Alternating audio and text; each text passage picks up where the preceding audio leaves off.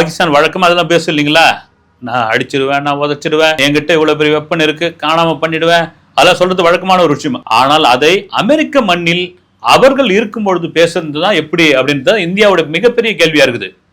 அப்ப நீங்க அந்த நபரை, அந்த நாட்டை நீங்கள் வளர்க்கிறீர்களா அப்படின்பது அப்பட்டமாக இவர்கள் தான் வளர்க்குறாங்க. ஏங்க போன ஆட்சி வரைக்கும் வந்து ட்ரம்ப்பும் மோடியும் அவ்வளவு க்ளோஸா இருந்தாங்க, ட்ரம்ப் அவ்வளவு இதுவா இருந்தாங்க, இப்ப ஏன் கடுப்பாயிட்டாரு அப்படின்போது ஒட்டுமொத்தமாக பலருடைய கருத்து, ஊடகங்களுடைய கருத்து என்னன்னா, இந்தியாவுடைய இந்த வளர்ச்சி அமெரிக்க அதிபர் ட்ரம்ப்புக்கு பிடிக்கல.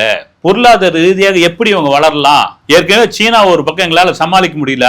ஆசியாவில் சீனா ஐ டோன்ட் கேர், நீ என்ன வேணாலும் வரி போட்டுக்கடா, நீ என்ன வேணாலும் தடை போட்டுக்கோ, நான் அதெல்லாம் அதை பத்தி கவலையே பட மாட்டேன், நான் உற்பத்தி பண்ணிக்கிட்டே இருப்பேன். இப்ப என்னன்னா, நம்ம போன வீடியோல பேசுற மாதிரி இந்தியா, ரஷ்யா, சீனான்னு 3 சேர்ந்துட்டா அப்ப நம்ம என்ன ஆவறது? நம்ம நாட்டாம எப்படி பண்ண முடியும்? நாம எப்படி இங்க வந்து குப்பை கொட்ட முடியும்? நாம எப்படி காலர் தூக்கி அலைய முடியும்? இது ட்ரம்ப் பண்ற இந்த வேலை அங்க உள்ள அமெரிக்க மக்களுக்கு பெரிய எரிச்சல உண்டாகிடுச்சு. வந்து நாட்டுல அவ்வளவு பிரச்சனை இருக்குது, வேலை இல்லாத பிரச்சனை இருக்குது, பஞ்சம் இருக்குது, இங்க இருக்கிற தொழில்துறை வந்து பின்னடைவை சந்திச்சுட்டு இருக்குது.